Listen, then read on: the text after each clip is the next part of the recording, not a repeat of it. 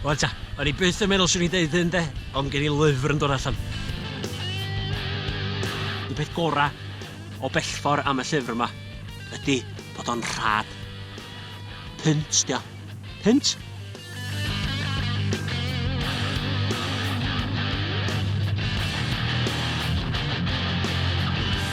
Llyfr herio i'r eithaf dyn nhw. Mae amdan antur, mae amdan rasio, mae amdan tyfu fyny fatha pelan bach dyslexic yn trio chwarae rygbi.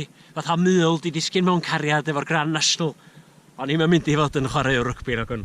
Anyway, a wedyn sut dwi wedi glanio fyny yn neud pethau fatha 47 copa, coast to coast, ras cefnyddraig, y rasis anofan y byd yn ôl bob sôn, ac yn fi yn baglu drwyddyn nhw ar ddamwain bron, seinio fyny munud ola, ac gyda'r helpils di ddigwydd, a sti arwain i fyny at y rhaglenni yma ar S4C.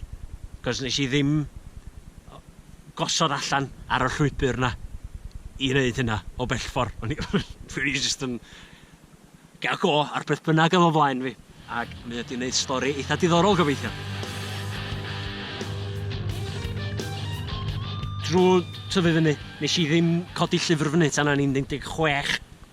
Cysgod y Cryman, darllen am Robin Bollywood. Hwna oedd y llyfr cyntaf i ddarllen, a nes i gropian drwy hwnna. 1 mile per hour. Os yna. Oedd y gymryd fi ta... Wel, nath mam goros darllen, dechrau fi'n darllen o. Cos o'n i cael ei wneud. O'n i dda, na, no way. O'n i'n mynd i darllen llyfr. Ac nath hynna agor llgada fi i y byd o adloniant oedd rhwng 2 glawr de. A dyn nes i ddarllen Lord of the Rings wedyn, nath hwnna gymryd ta blwyddyn i fi. Ac hynna, dwi wedi bod yn darllen mwy a mwy a mwy. Dwi'n cnoi trwy llyfrau bellach, a dwi wrth y modd efo sgwennu hefyd. Ac mae llyfrau sti roed hynna i fi. Dim byd arall, dim gwersi Cymraeg, dim gwersi Saesneg. Mae ysgol mond yn gyda neud hynna hyn. Ond mae llyfrau, unwaith ti'n dechrau darllen, ti'n cael dy grafanga fewn iddyn nhw. Wel, i fi, anyway, mae di wneud byd o les, a di helpu fi gael dros dyslexia.